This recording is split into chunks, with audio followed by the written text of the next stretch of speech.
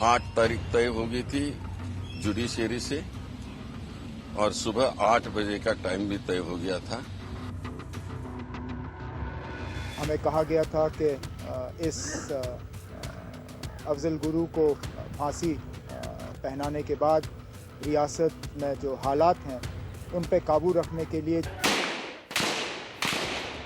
जितने भी आतंकवादी गतिविधियों में शामिल लोग हैं उनके साथ यही सलूक किया जाना चाहिए। जितने भी 9 लोग ये शहीद हुए आज अदली श्रद्धांजलि मिली। इसमें कोई शक नहीं है कि इस बात का श्रेय सरकार को देने के बजाय हम राष्ट्रपति महोदय को देंगे। उसको वोट बैंक को भुनाने में लाभकारी है।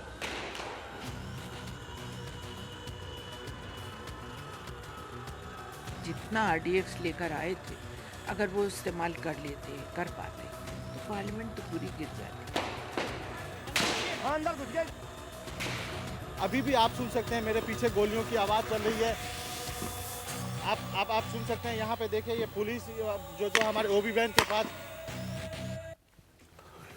तो 13 दिसंबर सन 2001 की ये तस्वीरें सबको याद है, खासतौर पर जैसे आप मेरे साथी मनोरंजन को देख रहे थे वहाँ पर जो भी हम जर्नलिस्ट हैं सबको वो दिन याद है। उसके बाद की तस्वीर में अफजल गुरु को फांसी को लेकर एक बड़ा डिबेट हुआ। आखिरकार वो तस्वीर आज सामने आई। हम 2 मुद्दों पर, सुबह से आप अलग अलग आयाम की बहस सुन रहे हैं, हम 2 मुद्दों पर कंसंट्रेट करने की कोशिश करेंगे इस खास पैनल के जरिए आज मुकाबला में। पहली बात वो ये है कि बहुत सारे लोग कहते हैं कि ये फैसला आया लेकिन देर से आया। दूसरी बात यह है क्योंकि 13 नवंबर 2012 को कसाब को फांसी की सजा सुनाई गई थी। दूसरी बात यह है, माफ करिएगा, 21 नवंबर को। दूसरी बात यह है कि जो सॉफ्ट स्टेट की डिबेट थी कि जब हमको आतंकवाद से लड़ना है, आतंकवाद एक बहुत बड़ी रियलिटी है जिसको बड़ी डेमोक्रेसी, देश की दुनिया की सबसे बड़ी डेमोक्रेसी हिंदुस्तान जैसी कंट्री को फेस करना है, क्या हम एक स्टेट के तौर पर कभी कभी ढुलमुल नजर आते हैं, सॉफ्ट नजर आते हैं। इन 2 बातों पर हम इस चर्चा को केंद्रित रखने की कोशिश करेंगे। मैं आपको अपने आज के पैनल से मिलाता हूं। ये सभी लोग हैं जो इनकी बारीकियों को समझते हैं। आलोक मेहता साहब हमारे साथ मौजूद हैं, एडिटर इन चीफ नेशनल दुनिया के। मेरे साथ जेसी शर्मा साहब मौजूद हैं, former secretary ministry of external affairs के। मोनिका अरोरा हैं, एक सीनियर एडवोकेट है सुप्रीम कोर्ट की। अमरजीत कौर जी हैं जो कि AITUC से जुड़ी हुई हैं। चौधरी लाल सिंह जी हमारे साथ मौजूद हैं जो कि उधमपुर से सांसद हैं कांग्रेस पार्टी के। और मेजर जनरल BC खंडूरी साहब मौजूद हैं जो कि एक सीनियर लीडर है भारतीय जनता पार्टी के और फॉर्मर चीफ मिनिस्टर हैं उत्तरांचल के। पॉइंट पहला जिस पर हम कॉन्सेंट्रेट करेंगे, जैसे मैंने कहा कि आप सुबह से तमाम डिबेट्स को सुन रहे हैं, एक लॉयर भी इस पैनल में मौजूद है, लीगल प्रोसेस की भी बात होती है। क्या ये चार्ज डिले का, देरी का लगाना सही होगा? आलोक मेहता, मैं आपसे शुरू करूंगा क्योंकि ऑपोजिशन का जो रिएक्शन मैं सुबह से देख रहा हूं उसमें इंपॉर्टेंट बात एक ये है कि वो, क्योंकि बीजेपी का एक बहुत बड़ा मुद्दा था, वो देरी की बात कर रहे हैं। ये देरी का आरोप लगाना कितना सही होगा? देखिए, निश्चित रूप से 2005 में सुप्रीम कोर्ट का फैसला हुआ और उसके बाद अभिज्ञान जी मेरा ख्याल है पूरे देश में बार बार ये आवाज़ उठती भी रही है। लेकिन एक कॉन्स्टिट्यूशनल प्रोसेस, मैं समझता हूँ कि सरकार के पास एक एक्सक्यूज़ हमेशा रहता है कि भाई ये हमारा प्रोसेस है, क्षमादान की अपील आई, वो फाइल चलती है।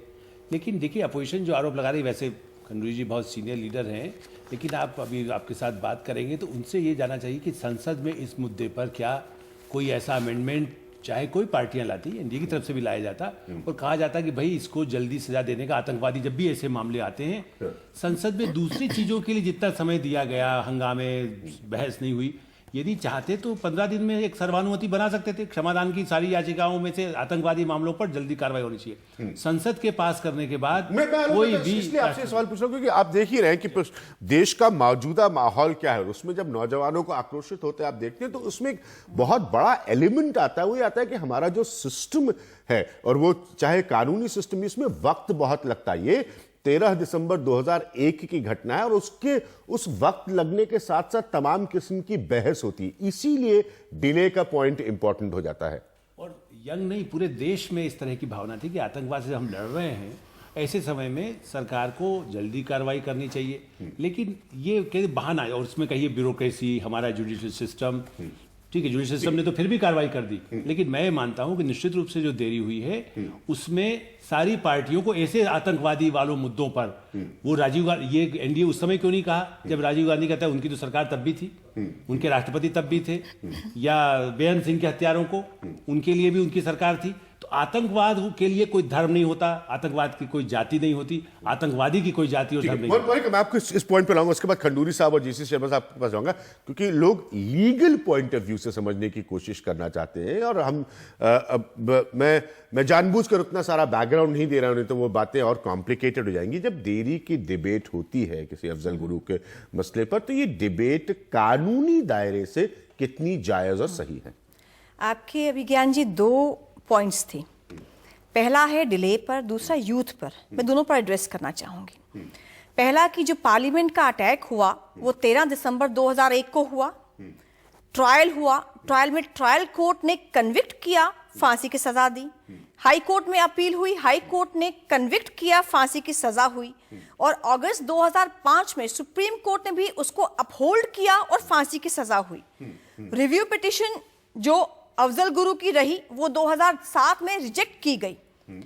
फांसी की दिन तारीख तय किया गया 20 अक्टूबर 2006, उस दिन फांसी होनी थी। 2006 के बाद आज फांसी हुई है। कोर्ट ने अपना काम पूरा किया है। यहाँ कोर्ट ने ऐसा फास्ट ट्रैक, ठीक है, आप क्लियरली ये पॉइंट रखें कि कानून के हिसाब से अगर देखें, कानूनी प्रक्रिया के हिसाब से देखें, तो वो प्रोसेस सारा कहीं पहले समय से पूरा हो चुका था। इसीलिए जो क्वेश्चन हो सकता है वो लीगैलिटी पर नहीं हो सकता। क्वेश्चन होगा इसकी टाइमिंग पर, क्वेश्चन होगा इसकी स्पेसिंग पर। टाइमिंग यानी चाहे कसाब की फांसी हो या अफजल गुरु की फांसी हो, दोनों बजट सेशन से पहले आती हैं। Political consideration. और दूसरी, ये जो 7-8 साल का वक्त लगा, ये क्यों लगा? ठीक है।